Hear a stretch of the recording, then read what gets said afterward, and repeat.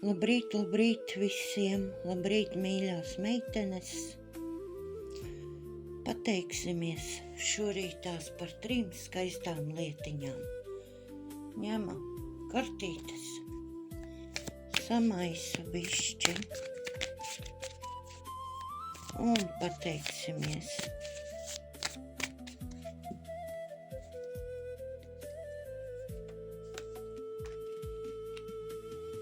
Pateicos augstākajam labajam, pateicos par pārsteigumiem un dāvanām. Paldies, paldies, paldies. Otrā pateicība. Pateicos augstākajam labajam, pateicos par šiem krāsainiem, ziedošiem ziediem, kokiem un par šo smaržu buķeti. Paldies, paldies, paldies. Pateicos augstākajam labajam, pateicos par šo skaisto dzīvi, kas ir krāsaina un jautra. Paldies, paldies, paldies. Ļoti skaistas pateicības. Ņemšu nost un skatīsimies, ko mums šobrīd jāzina. Kas mums šobrīd jāzina? Kas mums šobrīd jāzina?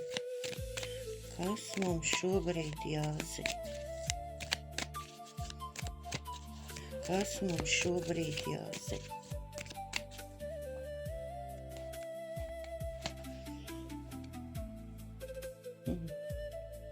Vecākais arkāns vientuļnieks, jā? Vientuļnieks vēsta par to, kāda cilvēks ir vienatnē. Dzīve varbūt ir likusi apstāties un cilvēks grib pabūt vienatnē, jā. Un sakārtot savas domas. Varbūt šobrīd tāds periods ir, ka tiešām vajag sakārtot domas, lai saprastu, ko es dzīvē vēlos. Kas man šobrīd priekš sevis ir vajag zināt, lai es varētu tālāk doties savā dzīvē, tā kā es vēlos, nevis tā kā citi vēlās vai apkārtējie ģimenes locekļi, bet tieši kā es vēlos, kā mana dvēsele vēlās. Jo tagad notiekās transformācijas laiks, un var cilvēkam, katrai dvēselē būt šī transformācija, saprast, ko tad es īsti vēlos, iedziļināties sevi, izzināt sevi, kas man ir jādara šajā dzīvē, kur man vajag doties, kādas zināšanas man vajag uzņemt, lai es varu doties tālāk. Skatīsimies tālāk, ko mums šobrīd grib pateikt.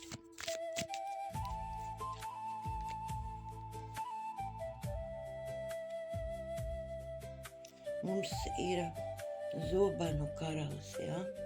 Zobenu karalis arī par to vēsta, kāda šis ir cilvēks nosvērts. Viņš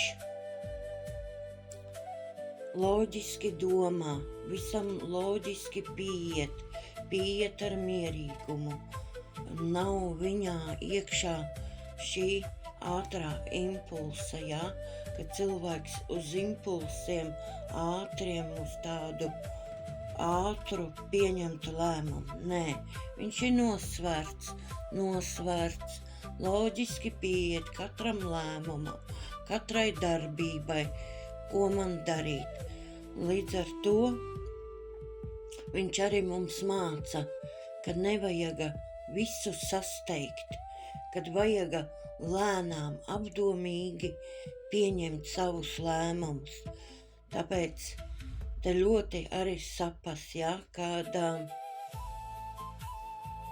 šīs vienatne tikai nāks par labu apsvērt apdomīgus lēmumus, ja, katram cilvēkam, ka tas nebūs strauji pieņemti lēmumi uz impulsiem, uz tādu ugunīgu, ātru, kā teikt, bet mierīgi nosvērti pieņemts lēmums vai pieņemta darbība, kas man ir jādara.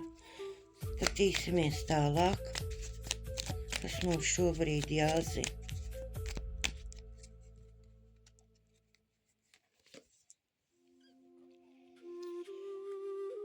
10 zižļi. Šeit iet runa, ja, ka cilvēks ir visu laiku stiepis uz saviem pleciem smagumus, ja, visas dzīves smagumus, visas dzīves situācijas, problēmas risinājis, viens darījis ir viens visu laiku, un tāpēc varbūt arī vajaga šī vienatne, lai saprastu, sakārtotu savus domas un apsvērtu mierīgus lēmumus, kā man tālāk dzīvē rīkoties, jo ir tā, kad katrā ģimenē lielāko tiesu ir, kas nes šo smagumu viens. Vai tā ir sieviete vai vīrietis, tas ir individuāli, kurš stiep šo smago nastu, kurš visu laiku uz sevīm ņem par visiem atbildību, un viņš jau ir noguris. Viņš ir noguris, viņam vajaga atpūsties šo vienatni, pabūt vienatnē. Tāpēc arī mums šobrīd saka, pavēro sevi, vai tu neesi tas cilvēks, kas visu laiku stiep šo smago nastu uz saviem pleciem. Mājās, darbā, bērni, viss kopumā, ja, ka tu stiep šo smagumu viens. Līdz ar to saka pabūt vienatnē, padomāt, ko mana dvēsele grib, kā es gribu dzīvot, kā man labāk dzīvot, manai dvēselei. Arī māca sadalīt pienākumus, ja? Varbūt pieņemt lēmumu, kad es vairs viens nestiepšu smagumus, kad es sadalīšu šo visu, kad, laiks ir citiem arī padarboties, citiem arī uzņemties šo atbildību, ne tikai man vienam, ja? Tālūk, šodien mums runā kārtiņas. Ņemšu nost un skatīsimies, ko mums vēsta eņģelīši. Ko mums vēsta eņģelīši? Ko mums skaistu vēsta eņģelīši?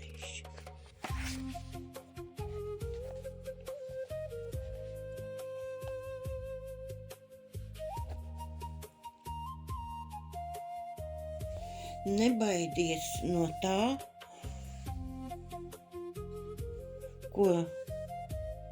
ka tevi kāds sodīs, ja?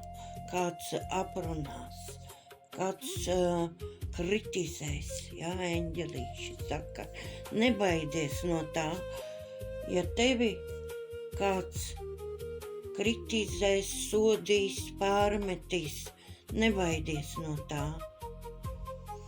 Tāds ir vēstījums no eņģelīšiem, ja? Šorītās. Tā kā tiešām nebaidamies, ko runā mums aiz muguras un ko cilvēki saka. Lai jums skaista diena un tā.